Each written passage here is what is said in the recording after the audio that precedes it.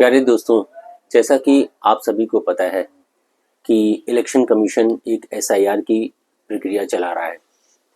आज हम इस एसआईआर प्रक्रिया के पूरी संपूर्ण जानकारी आपको देंगे ताकि आपसे किसी भी तरीके की कोई कोताही ना हो, आप किसी भी वहम में ना रहें।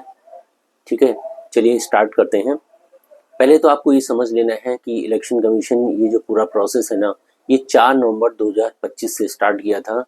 जो इनका टारगेट था वो 8 जनवरी 2026 था, जिसमें एसआईआर की पूरी प्रक्रिया होनी है। यानी इसी में ये डिसाइड किया जाएगा कि कोई बंदा इस देश का नागरिक है या नहीं है। इसलिए ये बहुत अहम है, सबके लिए बहुत अहम है। इस पर किसी भी तरीके की कोताही नहीं करें तो ज़्यादा बेहतर है। इस प्रक्रिया के बारे में और आगे बढ़ते हैं। समझ लीजिए कि जो बंदे 18 साल, जिनकी उम्र 18 या 18 से ऊपर की है, उन सभी को ये साबित करना है, इस एसआईआर के तहत ये साबित करना है कि वह इस देश के नागरिक हैं, यानी भारतीय मतदाता नागरिक हैं। ये उन्हें साबित करना है। साथ ही एसआईआर में वोटर लिस्ट में आप नाम भी जुड़वाएंगे। नाम अगर कोई हटवाना है तो वो भी हटवा सकते हैं। आपको कोई संशोधन करना है वो भी कर सकते हैं। आपको शिफ्टिंग करनी है वो भी कर सकते हैं। इसके साथ साथ एसआईआर के माध्यम से एक फॉर्म भराया जा रहा है जिसको इन्यूमरेशन फॉर्म कहते हैं, यानी गणना फॉर्म। चलिए अब इसके बारे में हम लोग थोड़ा सा डिस्कस करते हैं कि आखिर ये गणना फॉर्म है क्या। ये गणना फॉर्म जो है बीएलओ आपके घर लेकर आएगा और आपसे पेपर मांगेगा। इस गणना फॉर्म को भरवाएगा, एक पेपर लेगा और एक फोटो लेगा और वह ये जांचेगा कि आपका या आपके परिवार में किसी एक सदस्य का नाम 2003 की लिस्ट में है या नहीं है। वो 2003 की एक लिस्ट लेकर आएंगे, उसमें जांचेंगे और फिर वह आपको 4 कैटेगरी में से किसी एक कैटेगरी में आपको डालेंगे। ये सारा काम कौन करेगा? ये सारा काम बीएलओ करेगा। ठीक है, और आपको बीएलओ के साथ साथ इस पूरे प्रोसेस को ईआरओ भी करेगा। ठीक है, अब आप इसको समझ लीजिए। तो बीएलओ आपको 4 कैटेगरी में जो बांट रहा है, उन कैटेगरी की आपको बहुत अच्छे से जानकारी होनी चाहिए। आप समझिएगा कि कैटेगरी ए में बीएलओ आप उन किन बंदों को रख रहा है, उनको आपको समझना है। एक कैटेगरी जो है ना, उस कैटेगरी में 1 जुलाई 1987 से पहले जो लोग जन्म हुए हैं, जिनका जन्म 1 जुलाई 1987 से पहले हुआ है और साथ में 2003 की लिस्ट में उनका नाम है, तो यह मान लिया जाएगा कि वह बंदा इस देश का नागरिक है और उसको किसी भी तरीके के पेपर की सिवाय वोटर लिस्ट के अलावा, 2003 की वोटर लिस्ट को दिखाने के अलावा उसको कोई भी डॉक्यूमेंट दिखाने की जरूरत नहीं होगी। उसे ए कैटेगरी में बीएलओ उसे रखेगा। अब बी कैटेगरी में बीएलओ किन लोगों को रखेगा? बी कैटेगरी में बीएलओ उन लोगों को रखेगा जो 1 जुलाई 1987 से पहले पैदा हुए हैं लेकिन वोटर लिस्ट में उनका नाम नहीं है। तो बीएलओ उनसे, जो इलेक्शन कमीशन की तरफ से 11 डॉक्यूमेंट की बात हो रही थी, उन 11 में से एक डॉक्यूमेंट को उसको दिखाना होगा। अगर वो ये दस्तावेज दिखा देता है तो उसे भारतीय नागरिक समझा जाएगा। ठीक है, उसके बाद बीएलओ एक तीसरी कैटेगरी है जिसे सी कैटेगरी बोलते हैं। फिर बीएलओ कुछ ऐसे लोग जो जिन्हें सी कैटेगरी में रखा, वो कौन लोग होंगे? वो जो 1 जुलाई 1987 से 2 दिसंबर 2004 के बीच में पैदा हुए हैं। फिर वो बीएलओ उन लोगों को रखेगा। उनसे क्या मांगेगा? उनसे कम से कम 2 डॉक्यूमेंट मांगेगा। एक वो जो उसका खुद का होगा, जिसकी वोटर आईडी है, उससे मांगेगा। दूसरा उनके माता पिता में से किसी एक का डॉक्यूमेंट उसे डिपॉजिट करना होगा। फिर बीएलओ उसे सी कैटेगरी में रखेगा। फिर बीएलओ एक चौथी कैटेगरी है डी। बीएलओ चौथी कैटेगरी में किन लोगों को रखेगा वो समझना बहुत जरूरी है।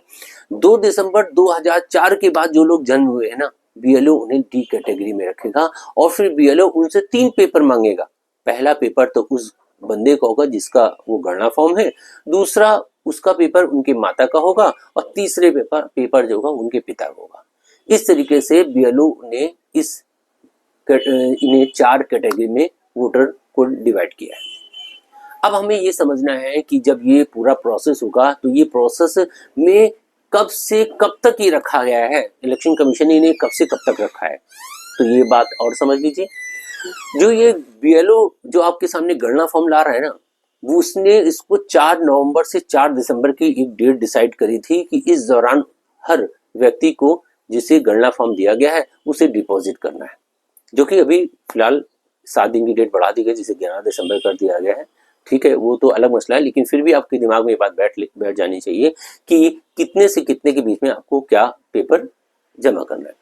तो ये 4 नवंबर से 4 दिसंबर रखी गई थी, लेकिन अब वो 11 दिसंबर तक है, तो इसलिए सभी को ये गणना फॉर्म जमा कर देना चाहिए। कोई भी ऐसा बंदा नहीं होना चाहिए जो इस फॉर्म को ना जमा करे, क्योंकि अगर नहीं जमा करते हैं तो ये बात समझ लीजिए बहुत अच्छे से कि आप एक बहुत बड़ी मुसीबत का सामना करने वाले हैं।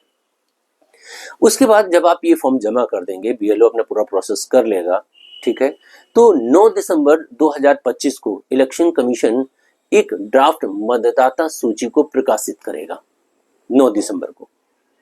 और जब वो प्रकाशित करेगा तो उसमें आपको ये जांचना होगा कि कितने बंदे हैं, कितने वोटर हैं, कितने लोग हैं जिनका नाम उस वोटर लिस्ट में है, उस मतदाता सूची में किसका किसका नाम है।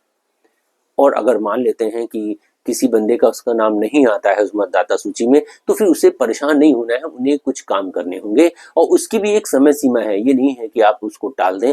9 दिसंबर 2025 से 8 जनवरी 2026 तक को उसका टाइम दिया जाएगा कि वह डीएम ऑफिस में या सीईओ के पास जाकर अपने संबंधित डॉक्यूमेंट को दिखाए, ताकि उससे एक भारतीय नागरिक साबित किया जा सके। अगर वह सत्यापन हो जाता है तो वह भारतीय नागरिक हो जाएगा।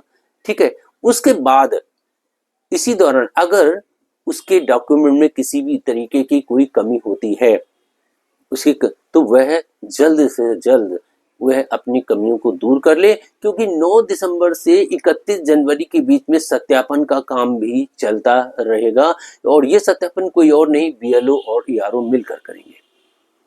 आपको 9 दिसंबर से, फिर से सुन लीजिए, 9 दिसंबर से 8 जनवरी के बीच में आपको सीईओ या डीएम के पास जाकर अपने डॉक्यूमेंट पेश करने होंगे और इसी दौरान 9 दिसंबर से 31 जनवरी के बीच में इन डॉक्यूमेंट का सत्यापन भी होगा। ठीक है, और वो कौन करेगा? बीएलओ करेगा और ईआरओ करेगा। जब ये और ये जैसे ही 31 जनवरी हो जाएगी और इसका संपूर्ण सत्यापन हो जाएगा तो 7 फरवरी 2026 को एक फाइनल मतदाता सूची का प्रकाशन किया जाएगा और ये वो लिस्ट होगी जिन्हें भारतीय नागरिक माना जाएगा, जो कि इलेक्शन कमीशन पेश करेगा। इसलिए इस बात को बहुत अहमियत देते हुए कि आपका नाम है या नहीं है, ये बहुत इंपॉर्टेंट है। इसलिए किसी भी तरीके की कोताही मत करिए, क्योंकि 7 फरवरी के बाद आप बहुत ज़्यादा मुसीबतों का सामना करने वाले हैं।